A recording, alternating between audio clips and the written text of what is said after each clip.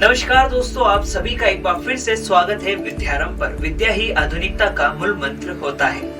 आज से हम शुरू करने वाले हैं EEMI यानी कि electrical and electronic measurement and measuring instrument, जो कि थर्ड सेमेस्टर का यह सब्जेक्ट है। ठीक है, electrical engineering diploma polytechnic RGPV university का थर्ड सेमेस्टर का यह सब्जेक्ट है और हम शुरू करने वाले हैं इसका इंट्रोडक्शन और इंट्रोडक्शन टू सिलेबस हमने वीडियो बना चुके हैं। एक बार आप जाके लिंक देख सकते हैं। ठीक है, और कुछ हम बना चुके हैं ना? ओके, हाँ बना चुके हैं। ठीक है, एक बार आप देख लीजिएगा उसको, ताकि आपको आपके सिलेबस के बारे में पता चल जाएगा। अब आगे चलिए, आगे हम आते हैं चैप्टर नंबर 1 पर। चैप्टर नंबर 1 जो है वो है क्लासिफिकेशन ऑफ मेजरिंग इंस्ट्रूमेंट। पहला चैप्टर क्या है आपका? Classification of measuring instrument. यह बहुत ही बढ़िया चैप्टर है और ये जो सब्जेक्ट है, सबसे पहली बात तो हम सब्जेक्ट की करते हैं, चैप्टर पे बात पे आते हैं, क्योंकि सब्जेक्ट जो है ये बहुत ही इंपॉर्टेंट है। यही इस सब्जेक्ट के बिना आप इलेक्ट्रिकल फील्ड में वर्क नहीं कर पाएंगे properly. Without instrument you can not work. Okay, तो सब्जेक्ट पे ज्यादा फोकस करिएगा। वह सब्जेक्ट पे आपको ज्यादा फोकस करना चाहिए जो कि बहुत ही ज्यादा यूजफुल है, बहुत ही बार बार उपयोग में आता है हमारे इस फील्ड में। उस सब्जेक्ट के बारे में हमें पहले जानना जरूरी है। ठीक है, और यदि बेसिक भी आपका इसमें कंप्लीट है, बेसिक भी आपका तगड़ा है इस सब्जेक्ट का, तो आप आराम से कवर कर सकते हैं। ठीक है, तो चलते हैं क्लास की ओर। कुश आपके साथ है। बहुत बहुत धन्यवाद। नमस्कार दोस्तों, मैं हूं आपका दोस्त कुश। आइए फिर से हम शुरुआत करते हैं इस चैप्टर नंबर 1 की, जिसका नाम है क्लासिफिकेशन ऑफ मेजरिंग इंस्ट्रूमेंट। ठीक है, क्लासिफिकेशन ऑफ मेजरिंग इंस्ट्रूमेंट जो कि हमारा पहला हेडिंग है। अपनी कॉपी निकालिए और उसमें लिख लीजिए क्लासिफिकेशन ऑफ मेजरिंग इंस्ट्रूमेंट। ठीक है, देखिए स्क्रीन पर, instruments are classified into separate categories according to different criteria which are as follows. देखिए, जो हमारे इंस्ट्रूमेंट्स है वो क्लासिफाइड है सेपरेट कैटेगरीज में according to different criteria which are as follows. लेकिन इससे पहले हमें ये जानना है कि इंस्ट्रूमेंट क्या होता है और मेजरिंग जो शब्द है यहाँ पर उसका अर्थ क्या होता है। इंस्ट्रूमेंट क्या होता है और मेजरमेंट क्या होता है। देखिए, सबसे पहले मेजरमेंट का मतलब समझिए। किसी भी चीज़ का नाप तोल करना क्या कहलाता है? मेजरमेंट। ठीक है, और इंस्ट्रूमेंट यहाँ पे क्या है? इंस्ट्रूमेंट वह चीज़ है जिसकी मदद से आप क्या करेंगे? मेज़र करेंगे, किसी भी चीज़ को नापेंगे या तोलेंगे, है ना। तो जैसे आप सब्जी लेते हैं तो उसके पास तराजू होता है ना, उसी प्रकार से हमारे इलेक्ट्रिकल इंजीनियरिंग में भी जो वोल्टेज है, जो करंट है, जो पावर है, जो लॉसेस हो रहे हैं, उनको नापने के लिए भी इंस्ट्रूमेंट्स होते हैं। ठीक है, तो उनके ही विषय में हम इस सब्जेक्ट में पढ़ेंगे। तो वापिस से आ जाइए हमारे टॉपिक पे, क्लासिफिकेशन ऑफ मेजरिंग इंस्ट्रूमेंट। आइए एक एक करके इसको क्लासिफाइड करते हैं कि कितने प्रकार के हमारे इंस्ट्रूमेंट्स होते हैं जिनकी मदद से हम मेज़र करते हैं voltage, current, power, losses, energy. ठीक है, एवरीथिंग। चलिए, पहला जो है वो है हमारा primary and secondary instrument. First point लिखिए, प्राइमरी एंड सेकेंडरी इंस्ट्रूमेंट। जैसा आपको स्क्रीन पे शो हो रहा है वैसा का वैसा ही आप नोट डाउन करेंगे और इसी को आप याद करेंगे। बहुत इजी है। ठीक है, उसी को मैं आपको समझाते भी जा रहा हूँ। प्राइमरी एंड सेकेंडरी इंस्ट्रूमेंट क्या होते हैं? प्राइमरी एंड सेकेंडरी इंस्ट्रूमेंट को हम दो ब्रॉड हेडिंग में डिवाइड करते हैं, absolute and primary instrument. Absolute भी बोलते हैं प्राइमरी इंस्ट्रूमेंट को, एंड सेकेंडरी इंस्ट्रूमेंट को सेकेंडरी इंस्ट्रूमेंट ही बोलते हैं। तो दो प्रकार के हैं, primary and secondary. Primary instruments की बात करें यदि, जैसा कि आपको स्क्रीन पे शो हो रहा है, टेंजेंट गैल्वेनोमीटर। ये tangent galvanometer, relay current balance, ये भी एक प्राइमरी इंस्ट्रूमेंट है। यहाँ पे जो एब्सोल्यूट इलेक्ट्रोमीटर है ये भी क्या है? हमारा प्राइमरी इंस्ट्रूमेंट है। अब देखिए, प्राइमरी इंस्ट्रूमेंट जो ये तीनों हैं ये वर्क कैसे करते हैं, इनकी जनरल डेफिनेशन देखनी है, डिटेल हम आगे देखेंगे। The instrument of this type provides the magnitude of the quantity to be measured in terms of instrument's constant and its deflection. Such instrument does not require any comparison with any other instruments. The example of such instruments are these, जो मैंने आपको बताया, tangent galvanometer, relay current balance, absolute electrometer, ये क्या सब example है। ठीक है, ऐसे और भी एग्जाम्पल है। ठीक है, वो सब हम एक एक्स्ट्रा क्लास बना लिया करेंगे जिसमें सारे एग्जाम्पल हम कवर कर लिया करेंगे, ताकि आगे जब आप बड़ी एग्जाम के लिए प्रिपरेशन कर रहे होंगे तो उसमें आपके लिए बहुत उपयोगी साबित होगा। तो अब यहाँ समझिए इस डेफिनेशन का अर्थ क्या है। तो ये जो प्राइमरी इंस्ट्रूमेंट्स होते हैं ये क्या बोलते हैं, ये हमें मैग्नीट्यूड देते हैं उन क्वांटिटी का जिसे हम मेज़र कर रहे हैं in terms of instrument constant. Instrument constant के टर्म में, इंस्ट्रूमेंट कांस्टेंट के टर्म में ये हमें क्या देते हैं, मैग्नीट्यूड कैलकुलेट करके देते हैं किसका, जिस क्वांटिटी को हम मेज़र कर रहे हैं, या वोल्टेज हो गया, करंट हो गया, आपका लॉसेस हो गए, आपकी एनर्जी हो गई, आपकी पावर हो गई, उसे ये कैलकुलेट करके देता है। लेकिन इसे किसी भी प्रकार के कंपैरिजन की आवश्यकता नहीं होती। इस प्रकार के जो इंस्ट्रूमेंट होते हैं प्राइमरी इंस्ट्रूमेंट, इन्हें किसी भी प्रकार के कंपैरिजन की आवश्यकता नहीं होती है किसी दूसरे इंस्ट्रूमेंट से। मान लीजिए ये वोल्ट मीटर है, जब हम वोल्ट मीटर बना रहे होते हैं तो एक वोल्ट मीटर हमने जब सबसे पहला जो वोल्ट मीटर हमने बनाया वो एकदम परफेक्ट बन गया, मान लीजिए वो यदि परफेक्ट बन गया तो जब हम दूसरा वोल्ट मीटर बनाने जा रहे हैं तो जो पहला जो वोल्ट मीटर था उसमें, उसके कंपैरिजन में जो दूसरा जो अभी हमने बनाया है उस वोल्ट मीटर को चेक करते हैं क्या ये उसी पहले वाले की तरह काम कर रहा है या नहीं, प्रॉपरली वर्क कर रहा है कि नहीं, कि जैसा पहला वाला जो इंस्ट्रूमेंट था वोल्ट मीटर वो वर्क कर रहा है। तो इस प्रकार के जो प्राइमरी इंस्ट्रूमेंट होते हैं इनमें किसी प्रकार के कंपैरिजन की आवश्यकता नहीं होती है। इसलिए इसमें यहाँ लिखा हुआ भी है, such instrument does not required any comparison with any other instrument. ठीक है, इसके एग्जाम्पल आपको तो याद हो ही गए होंगे अभी तक, tangent, galvanometer, relay, current balance, absolute, electrometer etcetera. ठीक है, तो इसे नोट डाउन कर ले वीडियो पॉज करके। आगे चलते हैं सेकेंडरी इंस्ट्रूमेंट्स पे। देखिए सेकेंडरी इंस्ट्रूमेंट्स जैसे वोल्ट मीटर हो गया, एम मीटर हो गया, एनर्जी मीटर हो गया, प्रेशर गेज हो गया, वॉट मीटर हो गया, ये जो है ये हमारे सेकेंडरी इंस्ट्रूमेंट के अंतर्गत आते हैं। तो सेकेंडरी इंस्ट्रूमेंट उस प्रकार के इंस्ट्रूमेंट होते हैं जिसका हम कंपैरिजन करते हैं किसी दूसरे इंस्ट्रूमेंट से कि वो प्रॉपरली वर्क कर रहा है या नहीं उस पहले वाले इंस्ट्रूमेंट की तरह।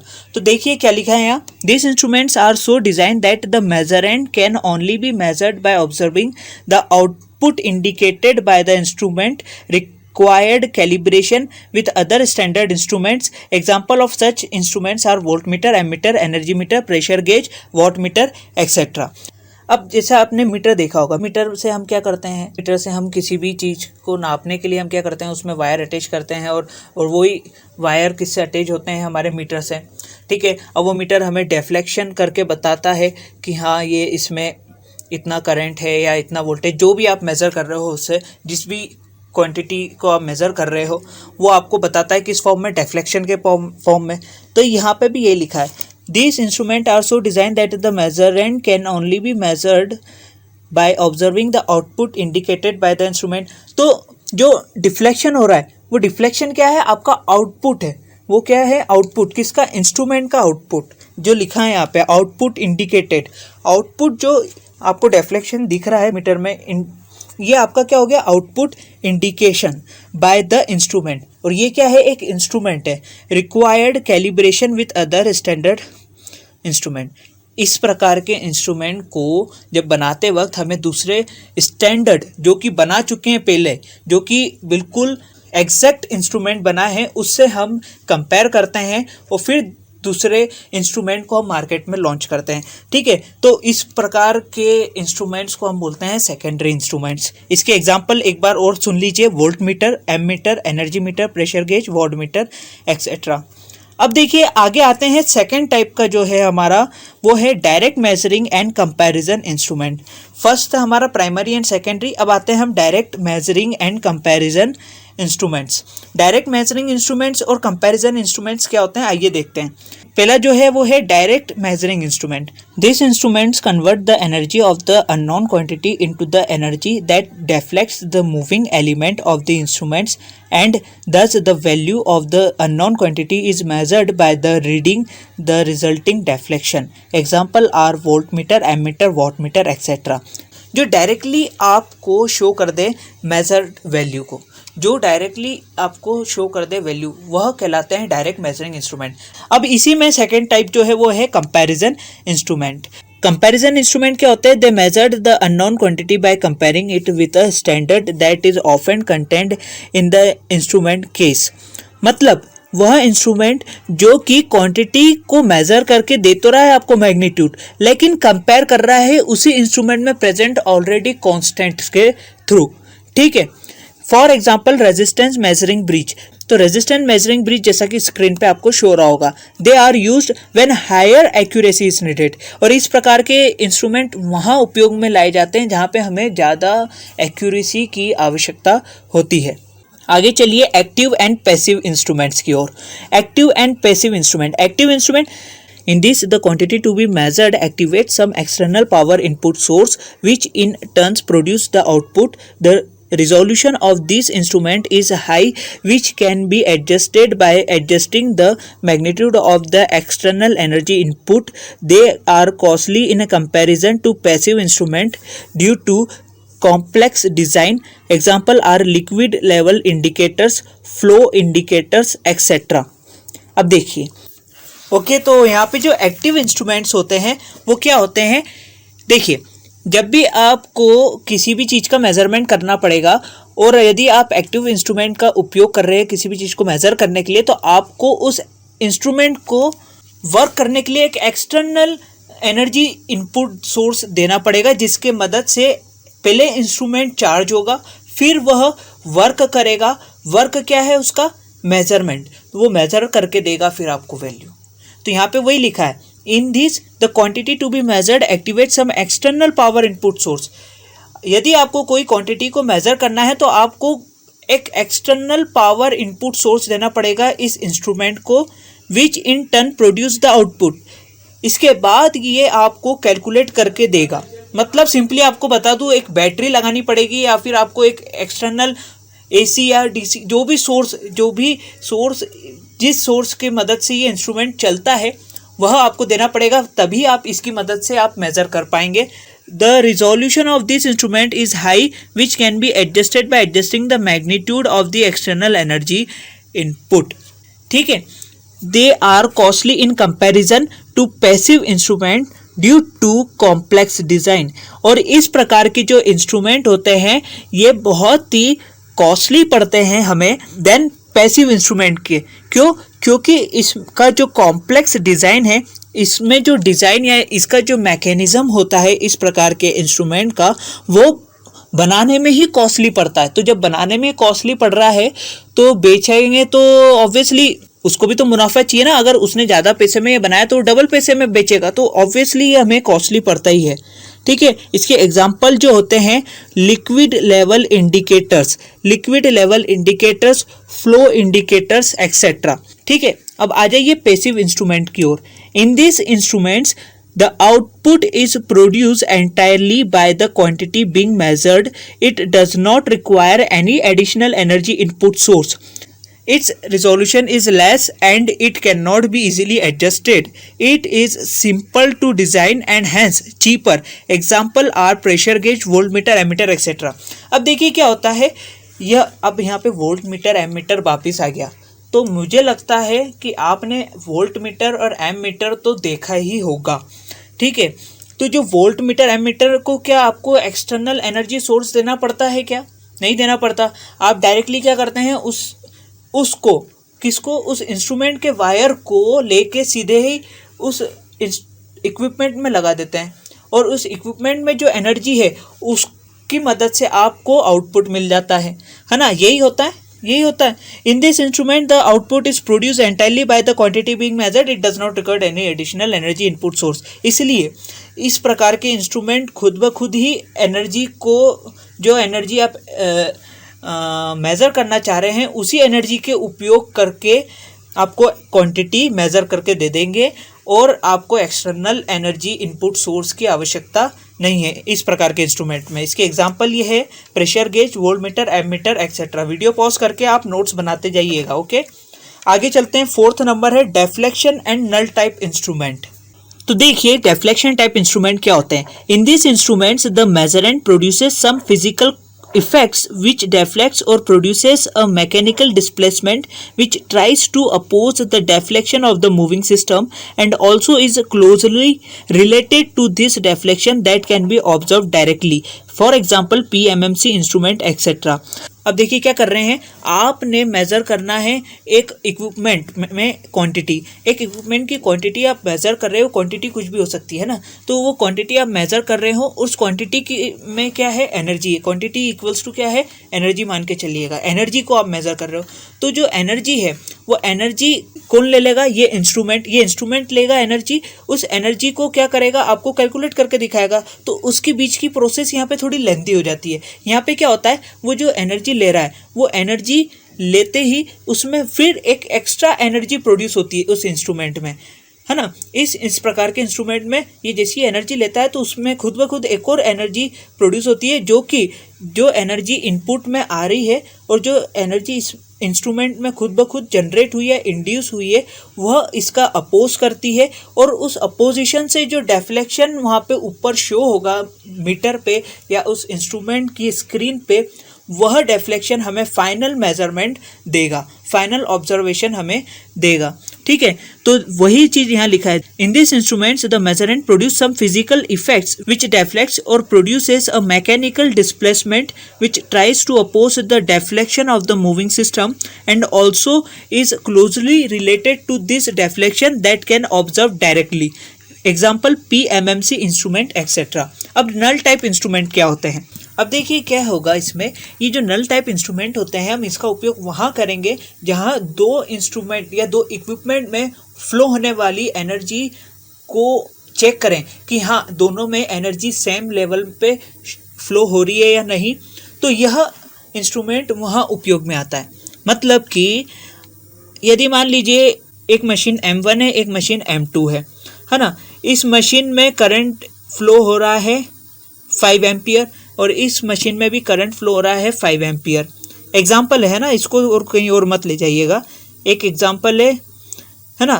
तो पहली वाली मशीन में 5 एम्पियर फ्लो हो रहा है और इस मशीन में 5 एम्पियर फ्लो हो रहा है. लेकिन ये तो उस मशीन की नेम प्लेट पर लिखा है.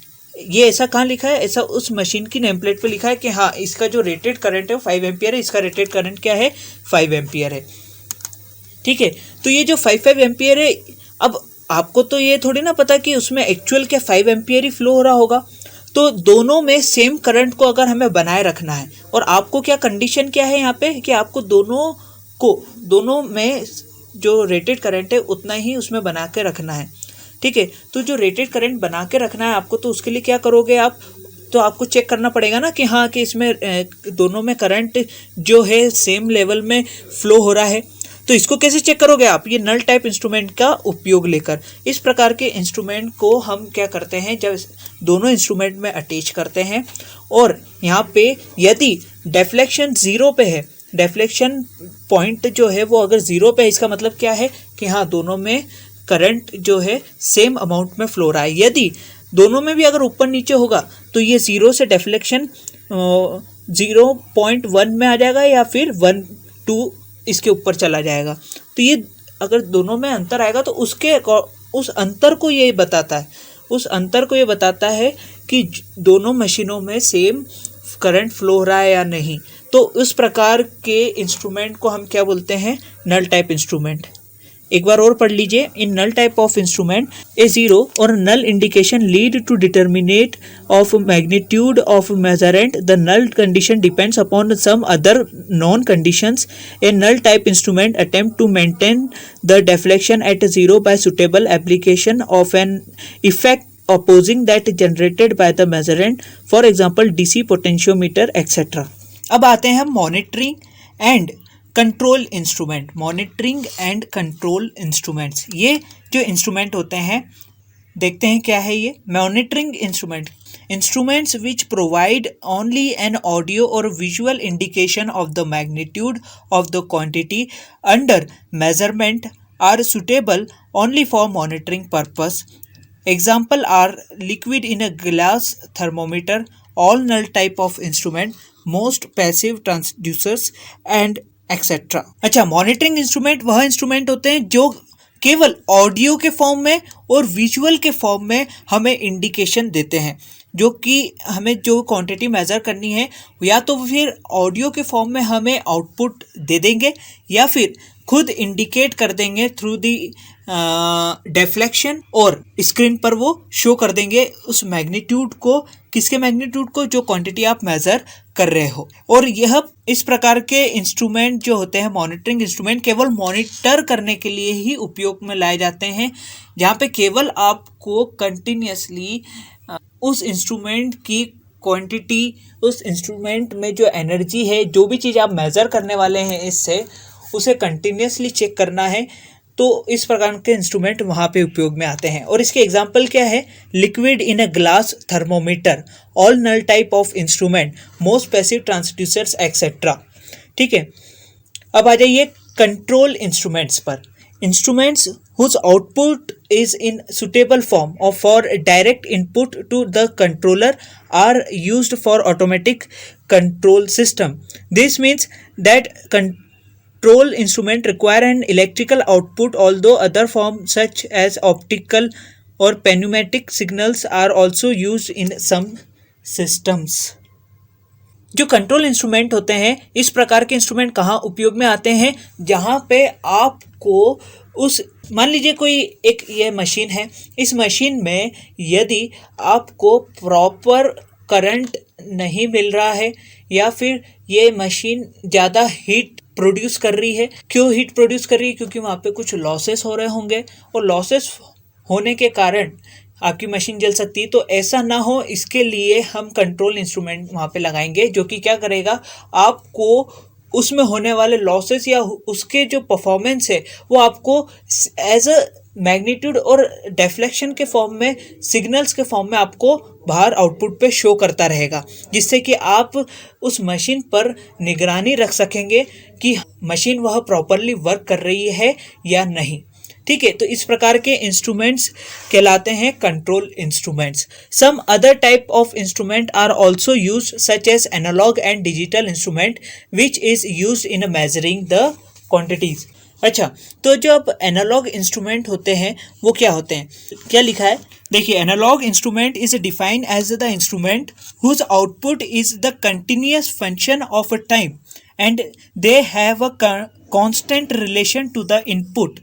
The physical quantities like voltage, current, power and energy are measured through the analog instruments.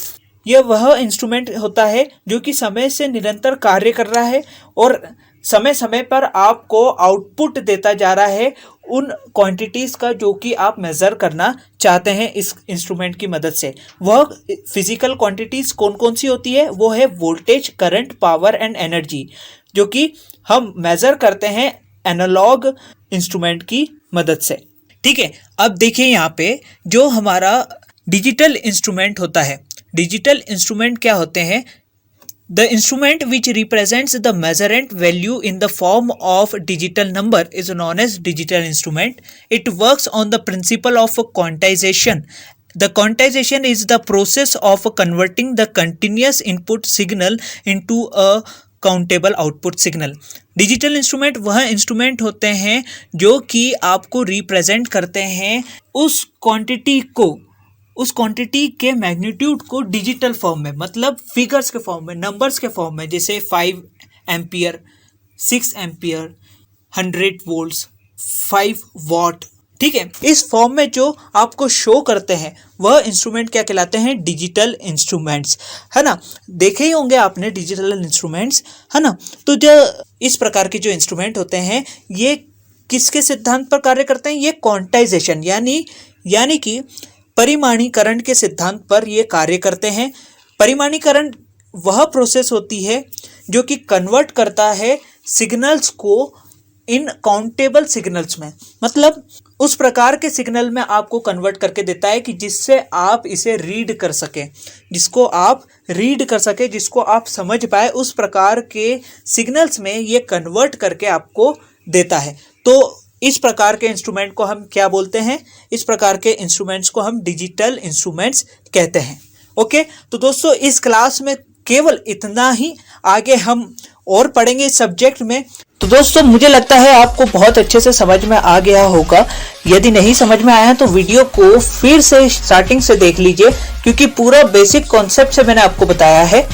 और ध्यान रखें, आसपास सफाई बनाए रखें और देखते रहिए विद्यारंभ, और मास्क लगा के रखें। जरूरत पड़ने पर ही घर से बाहर निकलें, बेवजह ना निकलें, और स्वयं का ध्यान रखें, अपने माता पिता का ध्यान रखें, अपने दादा दादी का ध्यान रखें, और एक बार फिर देखते रहिए विद्यारंभ। धन्यवाद।